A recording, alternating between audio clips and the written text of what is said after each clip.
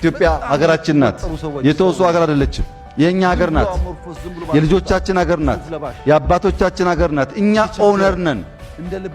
እንደ ባለቤት እንደ ራስ ዕቃ መጠበቅ አለብን። ሰው ስልኩ እንኳን ሲወድቅበት የሚንቀጠቀጥ ሰው ኢትዮጵያን የምታከል ውድ ነገር ስትጎዳ፣ ስትበደል፣ ስትፈርስ ቆሞ ማየት ከባድ ነው። ሀገር አትተካም። ሀገር ብርቅ ናት። ሀገር ውድ ናት።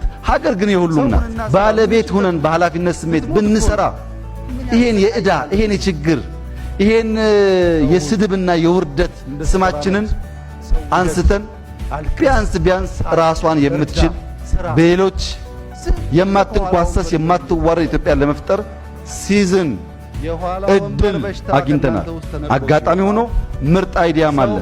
ብንሸከመው ተቋም ብንሰራ ብንታመንለት ሞራል ኢንተለጀንሳችን ቢያድግ አትጠራጠር የበለጸገች ያማረች ኢትዮጵያን መፍጠር እንችላለን። ወጠሩ ሰዎች ሰው ሁኑ።